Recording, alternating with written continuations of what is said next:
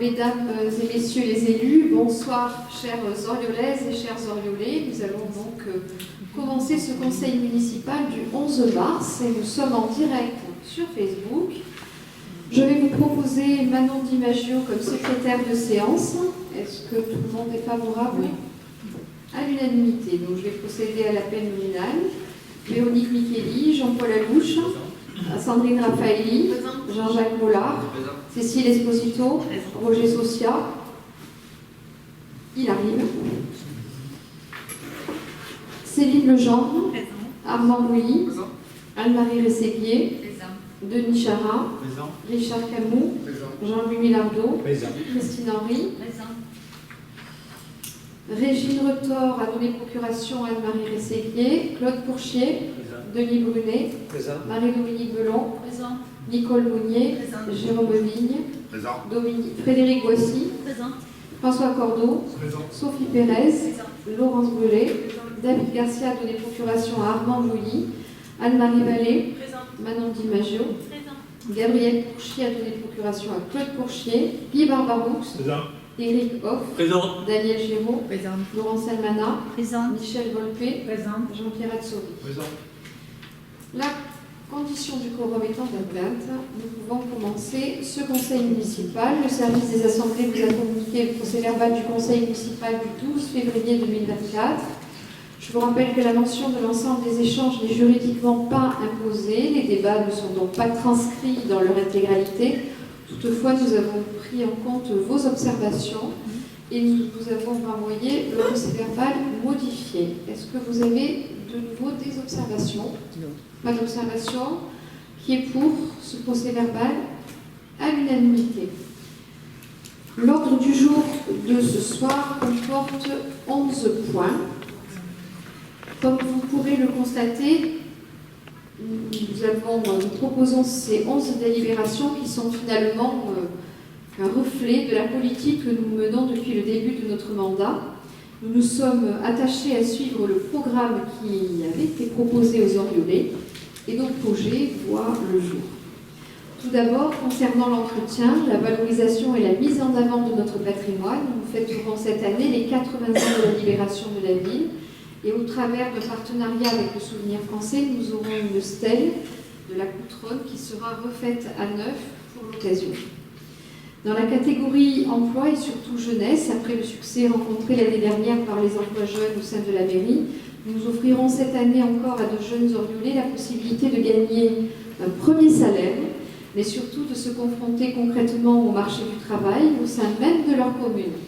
La démarche avait été plébiscitée par les familles et nous avons donc décidé de proposer plus de postes en 2024. Après notre réunion publique concernant l'avenir du quartier Pont de Joux, c'est là aussi dans le souci de tenir nos promesses, nous présenterons également une délibération dans le cadre de la création d'un comité consultatif qui nous permettra d'associer les habitants au devenir de leur quartier. Enfin, la vente des terrains de tennis aux Éliantes marque l'aboutissement d'un projet qui nous tenait à cœur, l'installation de nos nouveaux courts flambant neufs à 2 pas d'ici. Tout cela, l'année des Jeux Olympiques organisés en France, on pouvait difficilement rêver mieux. Oriol, mon cher adjoint au sport, Denis, est une ville de sport et il s'agit là aussi d'un axe fort de notre programme. Travailler à la fois sur les équipements, mais aussi sur la pratique en elle-même.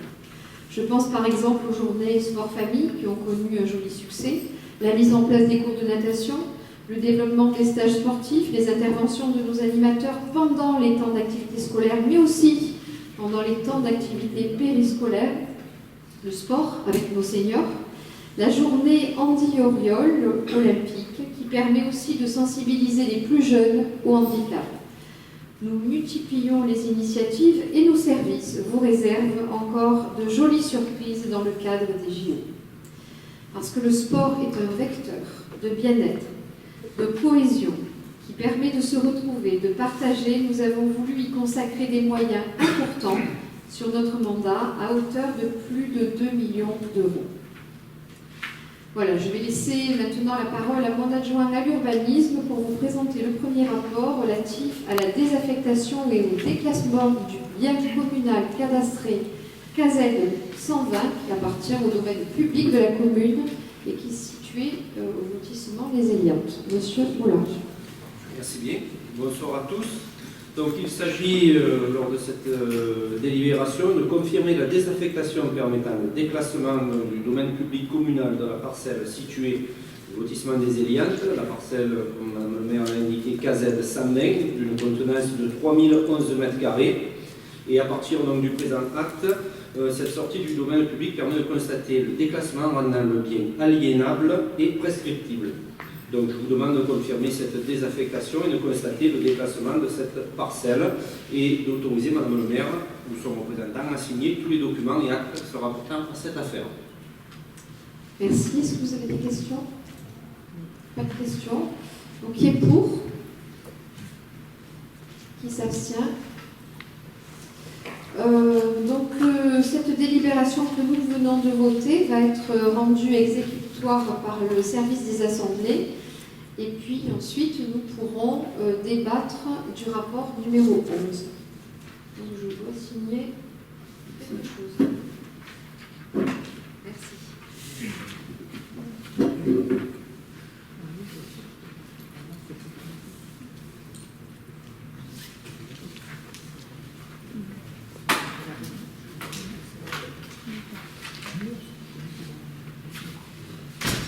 Nous passons au rapport numéro 2. Bonsoir, Monsieur Socia. Bonsoir. Donc, vous allez voter à partir du deuxième rapport. Il s'agit de l'approbation d'une convention de mise à disposition de l'outil informatique de l'Observatoire fiscal métropolitain avec la métropole et je laisse la parole à Madame Legendre. Bonsoir à tous. Il s'agit d'approuver la convention de mise à disposition de l'outil informatique de l'Observatoire fiscal métropolitain avec la métropole pour une durée de 6 années à compter de sa signature et de façon gratuite. En effet, il s'agit d'un partage de données relatives aux rôles généraux de taxes d'habitation pour les résidences secondaires, de taxes foncières, de cotisations foncières des entreprises, des fiches sur les locaux vacants professionnels. La commune s'engage à intégrer les listes 41 habitats et 10 fonciers. Cela va permettre de mieux anticiper les recettes fiscales et de mieux connaître le tissu fiscal métropolitain. Ainsi, je vous propose d'approuver la convention à conclure avec la métropole Aix-Marseille-Provence, si annexée. Merci Madame Legendre. Est-ce qu'il y a des questions? Pas de questions. Donc, qui est pour? À l'unanimité, je vous remercie. Passons au rapport numéro 3. Il s'agit de l'approbation d'une convention de mise à disposition de matériel et de moyens de communication informatique en cas de crise cyber entre la commune et également la métropole Aix-Marseille-Provence. Et je vais donner la parole à M. Adjoint, mon premier adjoint. Et bonsoir. Donc il s'agit d'approuver la convention de mise à disposition de matériel et moyens de communication informatique en cas de cyberattaque, crise cyber, avec la métropole pour une durée de 8 années maximum à compter de sa notification et de façon gratuite. En effet, en cas de cyberattaque, la commune pourrait disposer de prêts de matériel et moyens de communication informatique de secours dans un délai de 48 heures afin de pouvoir reprendre l'activité des services communaux. Ainsi, je vous propose d'approuver la convention de mise à disposition de matériel et moyens de communication informatique en cas de crise cyber avec la métropole Aix-Marseille-Provence et d'autoriser Madame le maire à signer la dite convention et tout document relatif à cette affaire. Merci. Est-ce qu'il y a des questions? Donc un vote favorable à l'unanimité. Je vous remercie. Le rapport numéro 4, il s'agit d'une approbation d'une convention de stérilisation et d'identification de chats libres sauvages avec la fondation 30 millions d'amis et je donne la parole à Madame Sophie Pérez. Bonsoir à tous. Alors, il s'agit d'approuver la convention de stérilisation et d'identification de chats libres sauvages avec la Fondation de 30 millions d'amis pour une année. Donc, la Fondation s'engage à régler la moitié des frais de stérilisation et d'identification de puces automatiques. L'autre moitié sera à la charge de la commune. Ainsi, je vous propose d'approuver la convention à conclure avec la Fondation 30 millions d'amis si annexée. Merci. Est-ce qu'il y a des questions par rapport à cette convention? Donc un vote favorable à l'unanimité. Le rapport numéro 5, il s'agit de la création d'un comité consultatif pour le quartier de Pont-de-Joux. Nous allons fixer sa composition et désigner les membres du conseil municipal. Je laisse la parole à M. Moulin. Merci bien. Donc cette délibération concerne la création du comité consultatif Pont-de-Joux, dans un souci d'associer pleinement les habitants du quartier concerné pour étudier donc le devenir de ce dernier et collaborer à son aménagement. Je vais vous nommer donc les membres qui ont été désignés. Donc présidente Madame le maire, 4 membres élus issus de la majorité titulaire, M. Armand Bouilly, M. Jean-Paul Alouche, Mme Cécile Esposito et moi-même. 4 membres issus donc de la majorité suppléante, M. Roger Saucian, Mme Anne-Marie Rességuier, M. Richard Camus et Mme Laurence Brûlé. Un membre élu de l'opposition, Mme Giraud, et un membre de l'opposition suppléant, M. Guy Barbaroux. Donc 5 personnes membres en qualité de personnes extérieures habitant le quartier de Pont-de-Joux se sont manifestées. M. Aslanian Tony, M. Grand-Villemain Jérôme, Mme Isabelle Chanteboub, M. Thuot Guillaume et M. Mathieu Bruno. Donc ainsi, je vous propose de créer le comité consultatif de Pont-de-Joux, d'arrêter sa composition et de procéder, si vous en êtes d'accord, à main levée à la désignation des membres du conseil municipal formant ce dernier. Est-ce que vous êtes... On a des questions. Ah, vous avez des questions. Madame Giron, vous écoute. Bonsoir. Non, moi j'ai juste une question. Donc dans ce quartier, il y a un comité d'intérêt de quartier. Donc c'est un comité d'intérêt de quartier qui est très actif sur le quartier de Pont-de-Joux. Donc je voudrais savoir pourquoi vous créez ce comité. Puisque normalement l'interlocuteur de la mairie passe, donc les échanges s'effectuent par l'intermédiaire de M. Alouche au niveau des CQ. Tout simplement parce que nous ne faisons pas partie du CQ. Donc là, il s'agit de créer une commission de travail spécifique. Il y a d'ailleurs le président du CIQ qui est à l'intérieur, il y a d'autres personnes, mais le jour de la réunion publique, des personnes se sont manifestées en nous demandant d'être associées de façon plus spécifique sur l'aménagement du quartier. Donc dans les personnes qui se sont proposées, il y a des personnes qui sont des anciens habitants, enfin des habitants de Pont-de-Joux, donc avant l'arrivée du chantier de la réserve, et puis il y a aussi des nouveaux habitants. Donc, qui ont souhaité intégrer ce comité. Enfin, ça a été une proposition qui a été faite, qui a été plébiscitée par les habitants et qui vient compléter le travail du CIQ, qui est aussi notre interlocuteur. Je ne sais pas si non, mais c'est complété. C'est tout ce que je voulais savoir. Voilà, non, c'est juste voilà. Et par contre, dans les noms, parce que bon, il y a certaines personnes que je connais, est-ce qu'il y a des entreprises qui participent aussi à ce comité? Parce qu'il y a des entreprises sur Pont-de-Joux. Non, d'accord.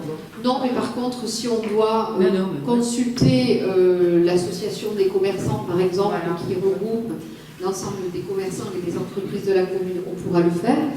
Et je vous rappelle quand même que dans ce comité, vous êtes présente. Donc, c'est une façon aussi de vous associer à la réflexion. Alors que si nous travaillons uniquement avec le CIQ, nous n'avons pas la représentation de l'opposition. Oui. Non, mais moi, c'était juste des questions qu'on se posait, que les habitants de Pont-de-Joux m'ont posées. C'est pas trop personnel que je voulais poser une question. C'est que les gens se sont intéressés, m'ont appelé tout simplement au téléphone pour me poser des questions. Donc, je voulais répéter. Et donc, ils auront les réponses. Merci beaucoup. Donc, un vote favorable à l'unanimité pour la création de... Monsieur, oui. Juste en complément, parce que je vais être concerné avec les doubles casquettes, puisque j'habite face au projet immobilier sur lequel vous avez vendu le terrain lors de la précédente mandature. Après, un comité de quartier est important, il fait un premier interlocuteur, mais comme l'a précisé Madame Donner, c'est très important, parce que là, les impacts ne sont pas neutres sur ce quartier, d'être dans le complément aussi. Et notamment, du coup, de ne pas exclure et de mettre de côté les nouveaux habitants qui ont emménagé maintenant il y a quelques mois et qui, lorsqu'on a, parce qu'en plus je suis celui qui a fondé ce CIQ, du coup ils n'ont pas eu l'opportunité d'être représentés au moment de la création de ce CIQ, lorsqu'on a constitué le bureau. Maintenant il y a un nouveau président, et il était vraiment important qu'on leur donne la possibilité de s'exprimer, puisqu'aujourd'hui ils n'avaient pas de voix, ils n'étaient pas représentés à travers une association ou autre. Donc c'était vraiment important qu'ils puissent s'exprimer là-dessus. Merci. Pas d'autres interventions? Donc un vote favorable à l'unanimité pour la création de ce comité. Nous passons à la délibération numéro 6. Il s'agit de l'adhésion à la convention départementale relative aux relations entre les communes adhérentes à la DCCFF, réserve communale de sécurité civile 13 et le SDIS 13. Et je laisse la parole à Madame Esposito. Alors effectivement, il s'agit d'adhérer à nouveau à la présente convention qui avait été déjà signée en 2021, qui détermine les conditions dans lesquelles la DCCFF 13 et les membres qui la composent, dont notre réserve communale, collaborent aux missions de sécurité civile aux côtés du SDIS 13. Certaines modifications ont été introduites, notamment en termes de remboursement des frais engagés par la commune en cas d'intervention de notre réserve communale sur demande du directeur du SDIS, carburant, restauration, hébergement, etc. Le cadre juridique également du bénévole a été, éclairci, et certaines obligations à la charge réciproque des deux protagonistes, à savoir notre réserve communale qui doit régulièrement communiquer son dispositif, et à l'inverse, la caserne des pompiers qui doit également nous fournir des informations météorologiques. Avant peut-être le vote de cette délibération, ça me donne l'occasion de faire un petit bilan rapide sur la saison 2023, c'est la saison des feux. Et je tiens à nouveau à souligner l'engagement impressionnant de nos bénévoles, puisque sur les 50 bénévoles qui composent notre réserve, nous avons dénombré pour la période des feux 110 patrouilles, souvent à l'aide de 2 véhicules. L'après-midi, quand la situation est relativement calme, voire même la nuit et le matin, quand nous sommes dans une situation de sécheresse aiguë, et notamment des interdictions de massifs. Ça représente, j'en terminerai là parce que les chiffres sont parlants quand même, 1740 heures de patrouille par homme. Pour les hommes en œuvre entier. Donc nous les saluons, nous les remercions, et nous sommes conscients de l'aide qu'ils nous apportent à nous, communes, et également le concours et l'assistance au service du SDIS. Bravo à eux.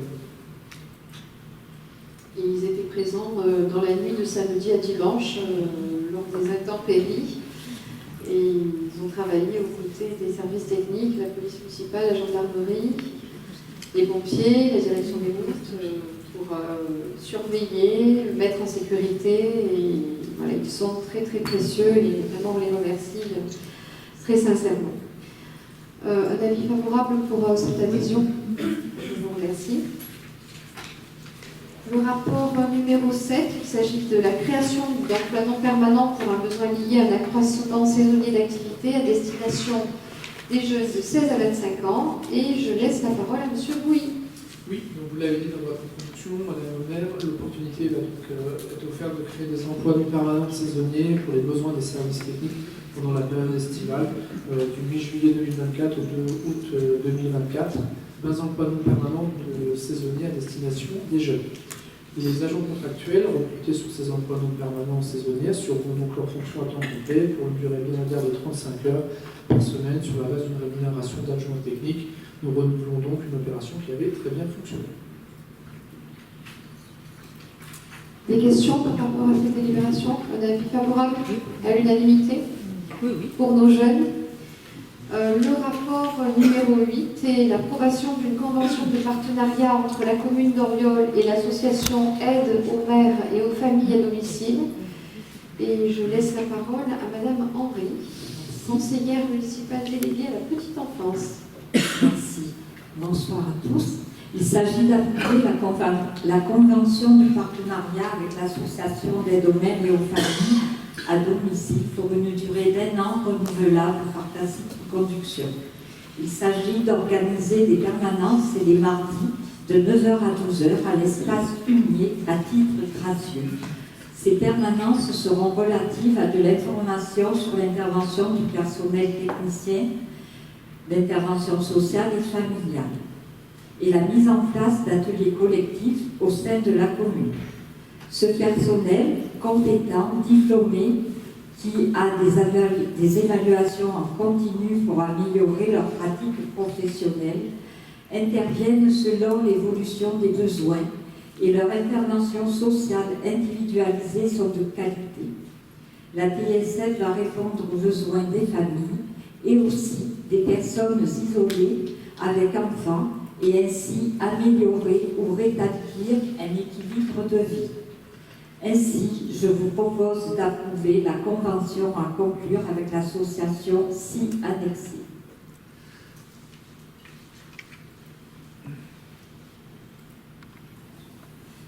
Merci. Peut-être un petit mot sur la semaine de la petite enfance qui va se dérouler du lundi 18 au samedi 23 mars avec plein d'activités, de beaux projets. Bonjour bébé, quelques mots pour des informer les activités oreillers. chaque jour pour les crèches, même dans les écoles, puisque 2 écoles, Jules Ferry et Claire de Fête, ont demandé à avoir des compteuses pour les tout petits de la maternelle. C'est la première fois que ça se fait. Nous espérons que ça sera pérennisé. Dans les crèches aussi, donc les compteuses, les éducateurs sportifs, 2 sorties à la caserne des pompiers. Les 4 crèches vont 2 par 2 à la caserne des pompiers. Le mercredi, Bonjour bébé, effectivement, qui est pour accueillir toutes les futures mamans ou les mamans, les jeunes mamans qui viennent d'accoucher, et leur permettre de voir tout ce que la municipalité et tout le personnel qui peut être mis à leur disposition, mais aussi les kinés, les médecins, les infirmières, les sages-femmes, voilà, j'en passe, les psychomotriciennes, voilà, tout ce qui est mis à la disposition de la petite enfance, et par la mairie, et par le partenariat. Voilà. On a lundi soir, jeudi soir, ouvert aux parents, mais aussi au personnel de la petite enfance. On a une soirée avec le thème sur Internet, bien sûr. Voilà. Et le samedi après-midi, c'est le grand après-midi avec multiples châteaux gonflables. Il y a une ferme qui vient, il y aura la balade à premier, il y a un espace, tout ce qui est activité motrice, sensorielle. Il y aura Parendiaï qui va nous faire aussi un atelier musical. En fait, de quoi ravir tous les jeunes enfants de 0 à 5 ans. Voilà. Je crois qu'on va faire tout très vite. Et ça me permet de saluer le travail de notre élu municipal. Et le troc. Ah, et le troc. Alors, ce n'est pas une troc de jouets cette fois-ci, c'est une troc uniquement de matériel de purification. Voilà, qui se fera mercredi sur la journée. Merci. Donc ça me permet de saluer le travail qui est effectué par notre élue à la petite enfance, Christine Henry. Un énorme travail parce que c'était aussi sa profession de travailler dans ce domaine-là. Et depuis qu'elle est à la retraite, elle s'investit à 100% dans cette activité d'élu. Et il y a vraiment un travail de qualité avec des partenaires, des partenariats qui sont développés. Et un grand merci. Alors on invite les Oriolais à venir participer à cette semaine de la petite enfance. Et on les retrouvera très volontiers le samedi pour clôturer la semaine. Est-ce que vous êtes favorable à cette convention de partenariat? Oui. Donc, un avis favorable à l'unanimité. Le rapport numéro 9 est l'adhésion au plan d'accélération pour la transition écologique du Conseil départemental des Bouches-du-Rhône. Et je vais laisser la parole à votre élue à la transition écologique, Laurence Jolet. Bonsoir. Bonsoir. Il s'agit donc d'adhérer au pacte qui est le plan d'accélération pour la transition écologique du Conseil départemental des Bouches-du-Rhône et d'approuver la charte d'engagement. Ces documents vont réorienter l'aide donnée aux communes par le département en faveur de la transition écologique selon les axes suivants: réduire la consommation et développer la production, réduire notre consommation et restaurer le cycle de l'eau, rétablir la nature en ville et lutter contre les îlots de chaleur, préserver les espaces naturels sensibles, la biodiversité et les paysages de Provence. Encourager les mobilités douces et les transports à faible émission, restaurer le lien entre l'homme et la nature. L'idée est de placer la sobriété énergétique et la qualité environnementale en tête des priorités du département dans le cadre de l'aide aux communes pour le financement de leurs projets. En 2024, de nouveaux dispositifs vont permettre de financer le photovoltaïque et des aides exceptionnelles seront accordées pour réaliser des économies d'eau. Ainsi, je vous propose d'adhérer au plan d'accélération de la transition écologique et d'approuver la charte d'engagement du Conseil départemental des Bouches-du-Rhône. Est-ce qu'il y a des questions? La question, donc un avis favorable pour cette adhésion au plan d'accélération. Le rapport numéro 10 est l'acceptation d'un don de l'Association du Souvenir Français pour la restauration de la stèle de la Coutronne. J'en ai parlé dans l'introduction. Donc, Mme Vallée va nous en dire un peu plus. Bonsoir à tous. Donc, il s'agit tout simplement d'approuver un don de l'Association du Souvenir Français.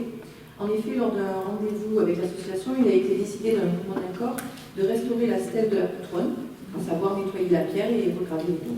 Le montant de cette restauration s'élève à 2 497,80 €.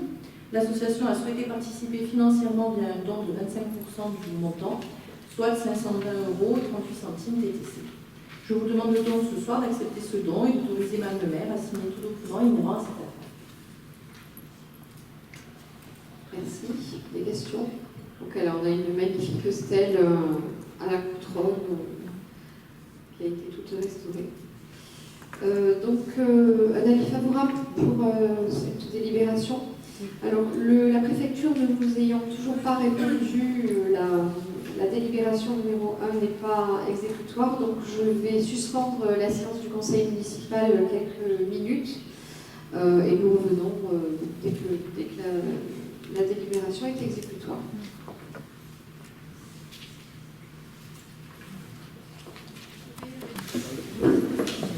Alors, on est de nouveau en direct.